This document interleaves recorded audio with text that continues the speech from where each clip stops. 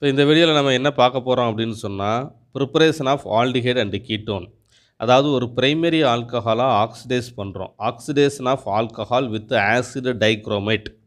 இது உங்கள் புக்கில் இல்லை, கான்செப்டுக்காக நான் இதிலேருந்து வீடியோ போடுறேன். ஒரு பிரைமரி ஆல்கஹாலை ஆக்சிடைஸ் பண்ணால் ஆல்டிஹைட் கிடைக்கும். ஒரு செகண்டரி ஆல்கஹாலை ஆக்சிடைஸ் பண்ணால் கீட்டோன் கிடைக்கும். இதை நம்ம ஏற்கனவே ஹைட்ராக்சி டெரிவேட்டிவில் சொல்லியிருக்கிறோம். அதே கான்செப்ட் தான் இங்கேயும். இதை நீங்கள் மறந்துடக்கூடாது. எப்போ கேட்டாலும் உங்களுக்கு ஞாபகத்தில் இருக்கணும். பிரைமரி ஆல்கஹால் அப்படின்னா CH3 CH2 OH.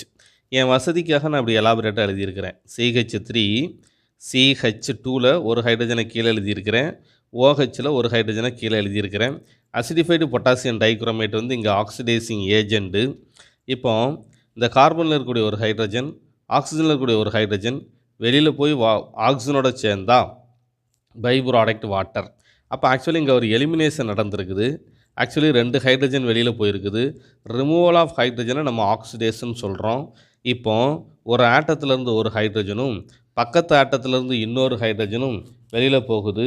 அடுத்தடுத்த ஆட்டத்திலேருந்து ஹைட்ரஜன் வெளியில் போனதுனால இந்த சிங்கிள் பாண்ட் இப்போ டபுள் பாண்டாக மாறிடுச்சு. எப்போவுமே பக்கத்து ஆட்டத்தில் எலிமினேஷன் நடக்கிறப்ப சிங்கிள் பாண்ட் டபுள் பாண்டாக மாறும். இப்போ இதை பார்த்தீங்க அப்படின்னு சொன்னால் இது வந்து அசிட்டோன், இது வந்து ஒரு கீட்டோன். என் வசதிக்காக நான் என்ன செய்கிறேன் அப்படின்னு சொன்னால் இந்த CH3 இருக்கு இல்லையா, ஒரு CH3யை நான் என்ன பண்ணிட்டேன் அப்படின்னு சொன்னால் மேலே எழுதிக்கிட்டேன். ஓகேவா?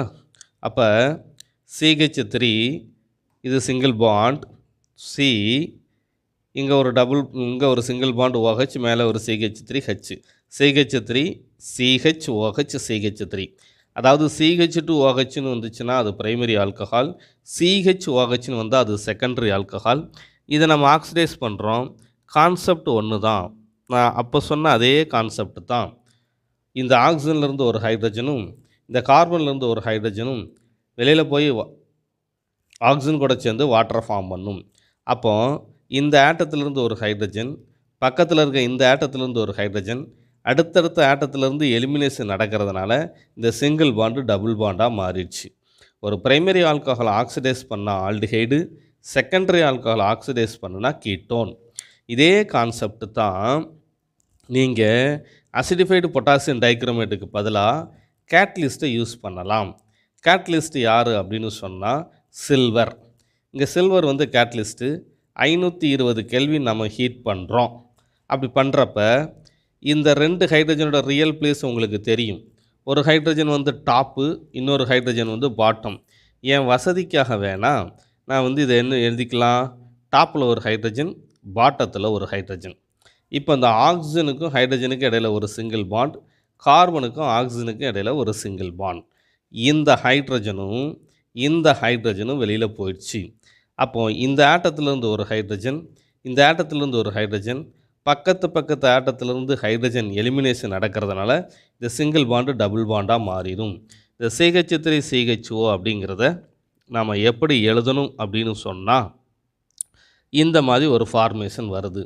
அடுத்து நம்ம வந்து அசிட்டோன் ஃபார்ம் ஆகிறத பற்றி பார்க்கலாம்.